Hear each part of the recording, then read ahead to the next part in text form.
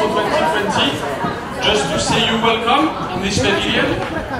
We have received from the beginning of Expo 2022 1.5 million visitors on this pavilion. So you, thank you, merci à tous.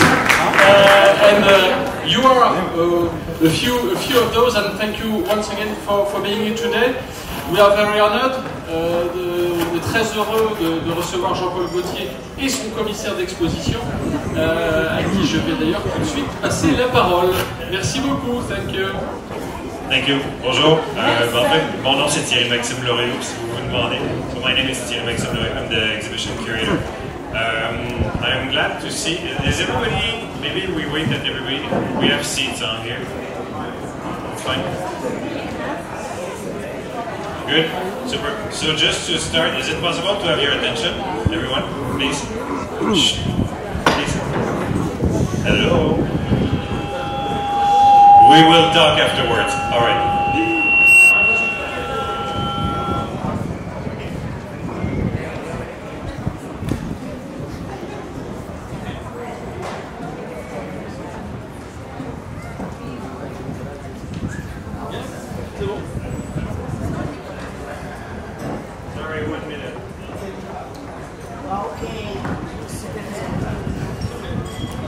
C'est bon? Super. Deux. Yeah, I'll speak in English even if I know a lot of people from France and from all over the planet are here. So welcome. And it's very nice to see a very fashionable crowd. It's quite something to see. Just so you know, this is my 17th exhibition with Jean Paul Gaultier. I did the first one, the Fashion World of Jean Paul Gaultier, back in 2011. That traveled the world from New York to Paris to London to Seoul to Munich to maybe some of you have seen some of these exhibitions. Did any have seen Jean Paul Gaultier exhibition before? Yes? Ah, good. So a few. So this is the 17th exhibition, and to be invited actually in the France Pavilion for me and mostly for Jean Paul Gaultier is really an honor because I think he's the best choice to represent France. Not only because of his fashion, because we know how extraordinary his fashion is and how his work is, but for me it was important because there is something that we have in common that we share with Jean Paul Gaultier is his values. The universal values that we find beyond fashion. For me it's really important that this exhibition shows all of this. So just before I tell you more about the exhibition, I just want to thank everybody from the pavilion, from Eric Linquier to also Julie Ageron and Morgane Latoron, who initiated actually this exhibition, and all the team who worked from Maison Gaultier, who flew here, Clara and Benjamin also. You will see it was quite something to install this exhibition in 2 days and 2 nights because you know it's one in, one out. It has to be done very quickly. So thank you, Morgane, for this. Maybe we can applaud Morgane for this.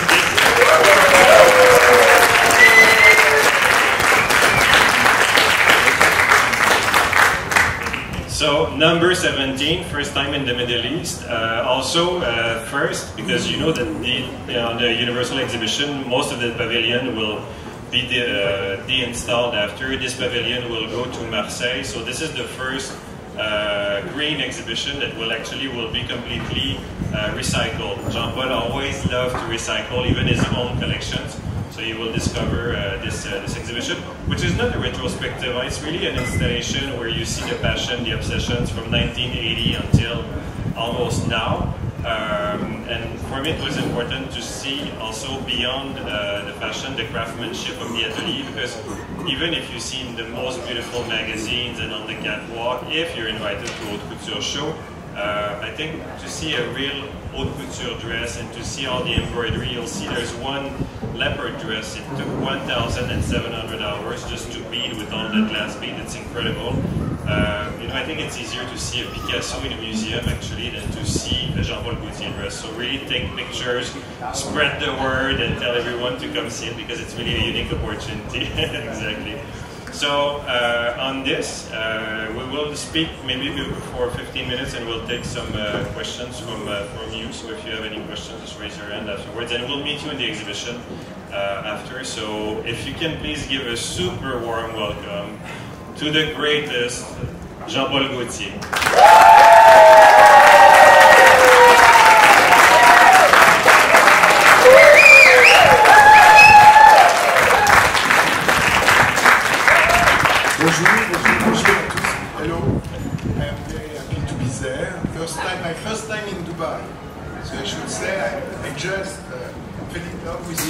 with the town. It's beautiful, and I think voilà. So now it's the first time, but not at all the last time. It's only a beginning, a new way, a new career. Welcome to Dubai. It's very nice to have you here and to know that you represent France in the world now with this pavilion. It's quite an honor after 50 years of fashion. In this exhibition, you'll see that there's a lot of codes. It's really about the passion, the obsessions, but I always love to hear actually how these things started, because as a child, I think you, from a very young age, you had this teddy bear that you experimented on, and you had also a grandmother. You didn't go to fashion school, and it's yourself actually with fashion. Yes, exactement. I am very lucky because I have a family very humble and modest, but very nice. They were like very open-minded, and they let me free. And especially my grandmother, she let me see even in. She let me see TV, everything I wanted to see, even that was prohibited for children. So like that, I saw, first I saw one movie which was called, first I saw the Folie Bergère, a little extrait of Folie Bergère. So at 9 years old I wanted to do Folie Bergère, so it means like I sketch girls with fishnet and with feathers, and it was very nice and I loved it. And after I realized that like I make the sketch, you know, the sketch of that at school, the teacher tell me to stand up. She saw I was drawing, and she put me on my back. On me, which I was going, she make me the tour of all the schools, you know, of the different classes, you know. On me that I was like projected as a child. Yes, because I was like very bad in football and things like that, you know.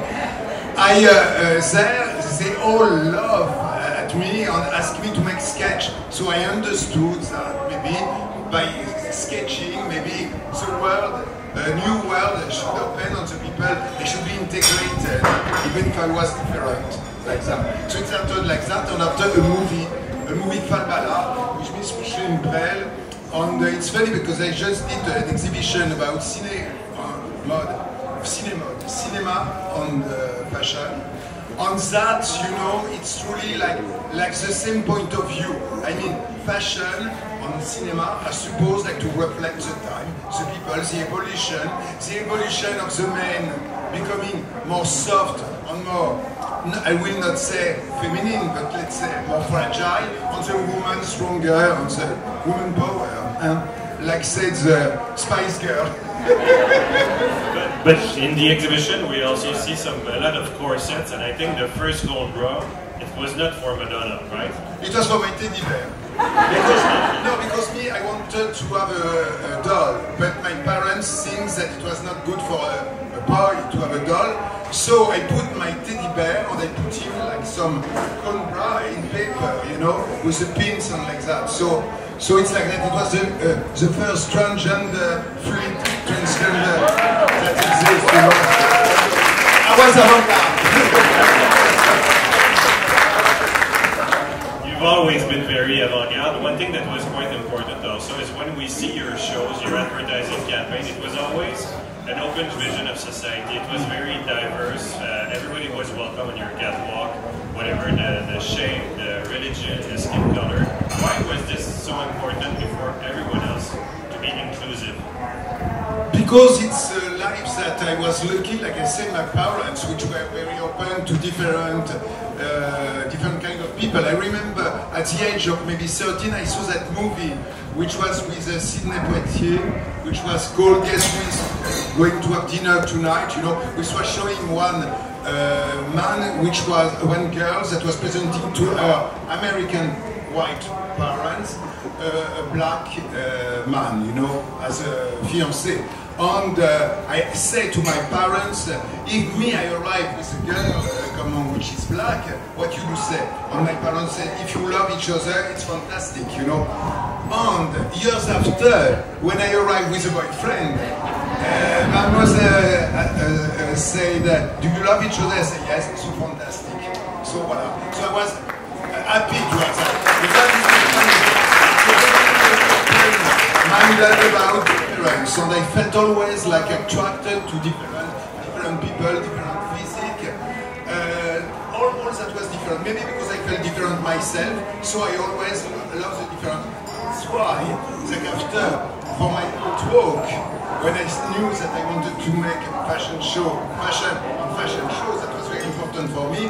I was attracted more because I worked for Cardin and for Jean Paul haute couture houses, you know. But the model were very classical, very, let's say, like having a savoir-faire with movements that were truly like cliché, the way of walking. On me, I was seeing that I was going a little out, notamment in the palace. I was seeing that there were some girls that were truly different, like a new woman. And among them, there is one which is here, Farida Kelfa, which is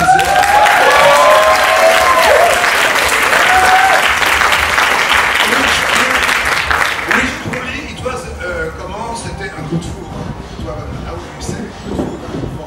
Good food, fabulous. Love at the first time, at first seeing, you know, outside. And truly, because she was different, she was moving differently, and she has a beauty which was truly like completely not like the Swedish girls that were at the time at the top of the model, you know, and she was very beautiful. So I asked her, but I was very like, I was shy, you know, but she was like with a strong personality. If she wanted well to do my show, you know, I was very timid and she accepted, and after she made many times. And afterwards, years after also, I took Nabila, which really is like, it's quite just here.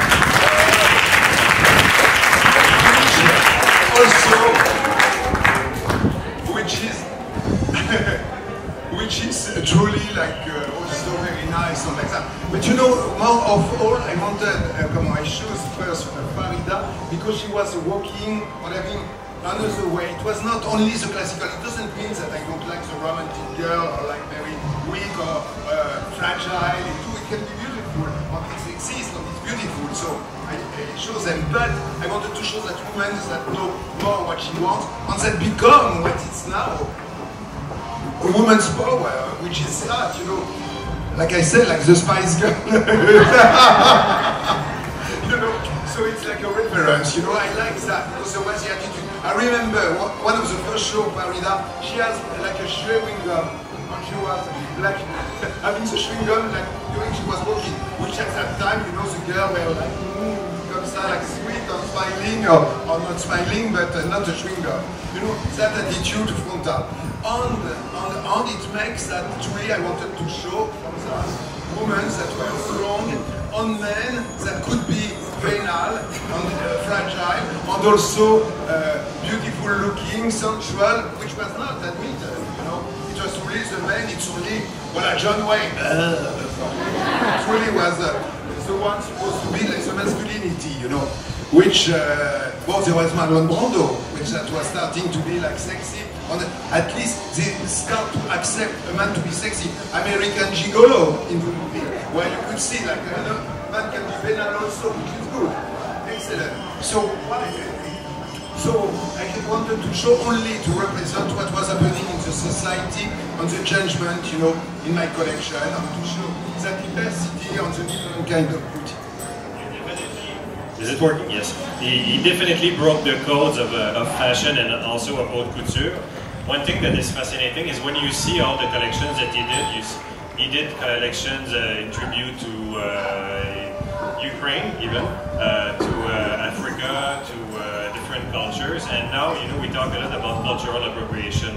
Can you explain why, for you, it was important to pay tribute to these different cultures? Because it was more cultural appreciation than appropriation, because nowadays people don't understand well. Well, it was not a stole or something to make it funny. It was truly because, you know, when I started, you know, it was in '76 even. Well, there was a lot of people that were like traveling, going around. Me too, I was going to different places. And there was, like, I love different kind of beauty. I loved some beauties that I saw in Morocco, for example, in different countries, in India, absolutely incredible also. I saw different places where I was.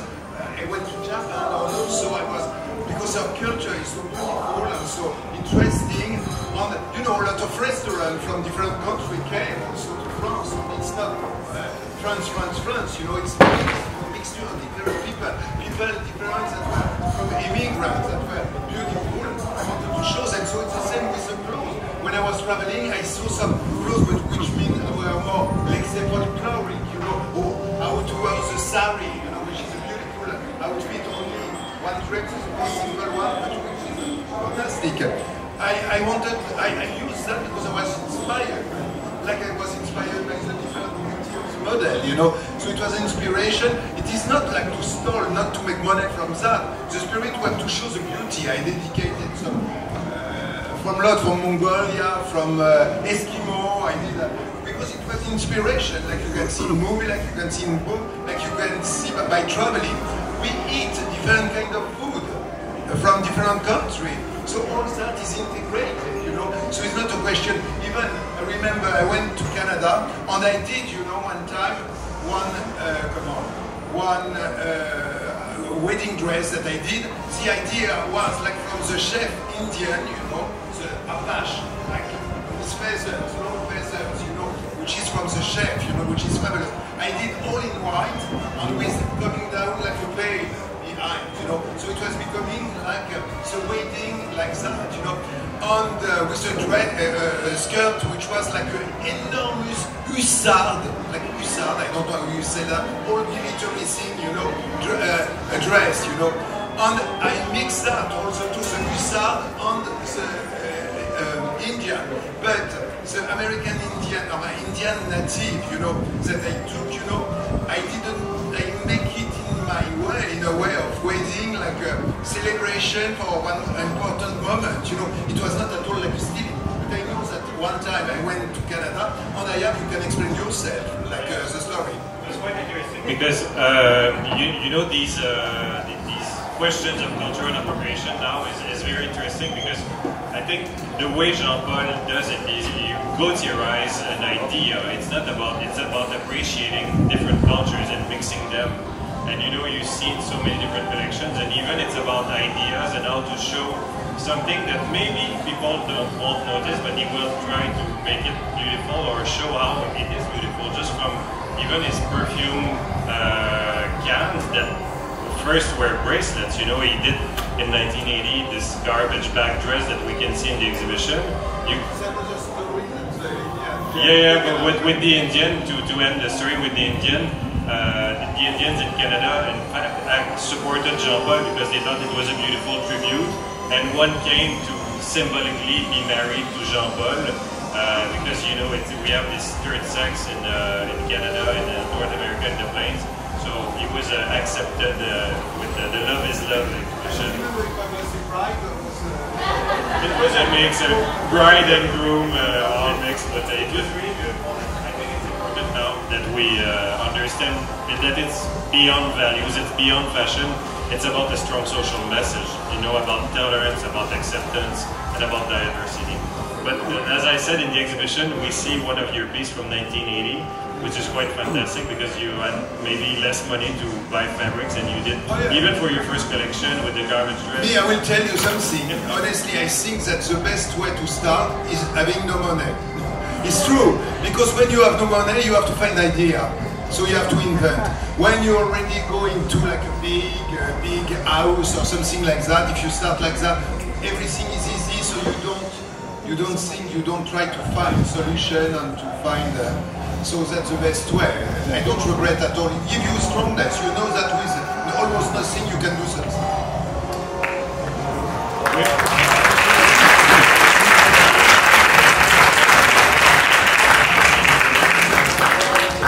We will take 1-2 questions. Does anyone have questions for Mr. Gaultier? If you can. Bonjour, je posais la question en français. Moi j'ai une question pour vous. J'aimerais bien savoir votre avis sur les femmes rondes dans l'industrie de la mode. Femmes rondes. Les femmes rondes. Mon avis, my advice is that she asked if what I think about like the round woman shape like that, which I love it and I show. I show different one, a lot of different girls with different shapes. And it doesn't mean that I don't take also some that are very slim, but one are beautiful. So I show some that I find very beautiful and were very wrong. One time even there was like Bestito, you know, that group, you know, that make my show. And many times there is some girl like that were wrong and more even, you know. And I think it's beautiful, you know. Beauty is not in one silhouette, it's like many silhouettes, you know. So voila, there is some beautiful girl. And you know, but there is one taboo that still we have. It's about the wrinkle, you know. I think that also is a taboo like we have to make, because there is also beauty to get old. Look at the old denim. They are beautiful with all their wrinkle, you know. They are very sexy also. Okay, so we have to make the same with the oldness. For some that don't want to still stay like Madonna, like a little girl, okay, they can do, I don't critique at all.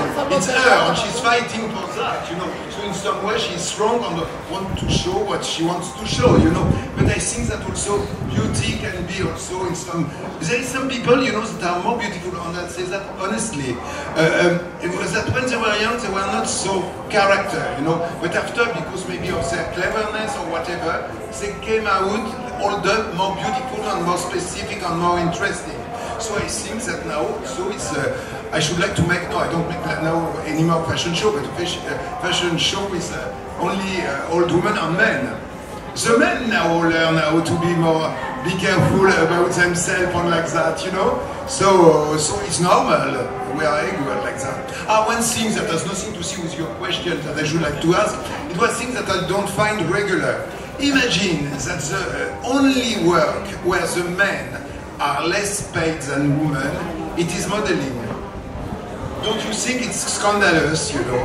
It's been one that it's only for women because it's something like it's only there that they are more paid, you know? And the men, no, because it's not a man which is modeling, you know? It's something like that, not considered, you know? So I think first the man has to be more than women, and after to arrive to balance to that. No, more, one moment, only like to show, okay, we are, and we assume you were also object as women, as some women can be, and some men, okay, we can be object too, you know, and voila, and after, but I think it's changing, there is a lot that completely assumes that, you know. Super, we'll take one question.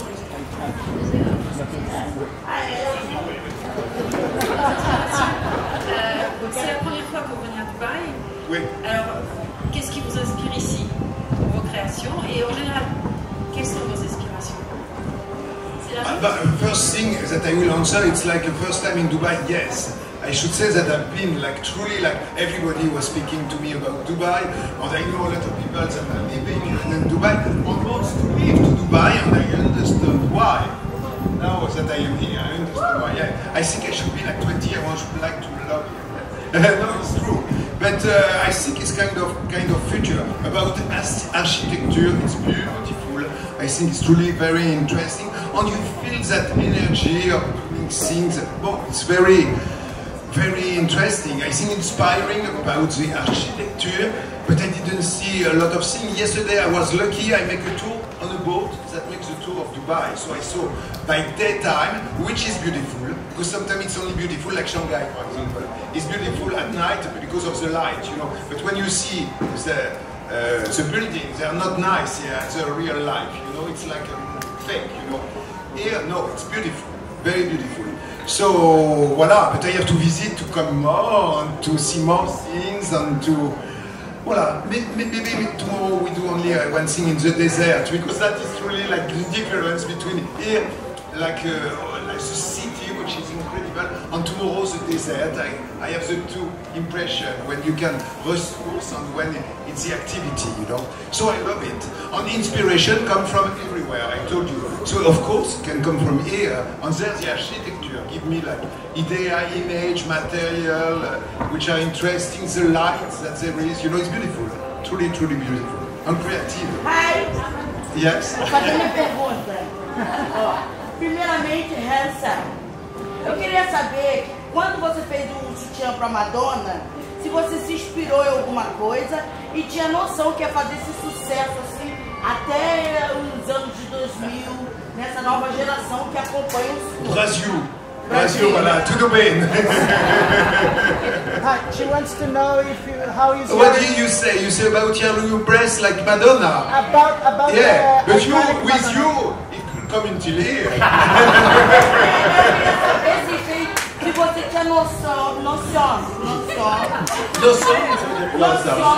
imaginação, que ia fazer muito, very sucesso, muito sucesso, o sutiã da Madonna. She wants to know how is your inspiration to make iconic Madonna's bra. You have idea to make a great success in the world. To be honest, it's only because I love Madonna first, but I didn't do it for her, especially.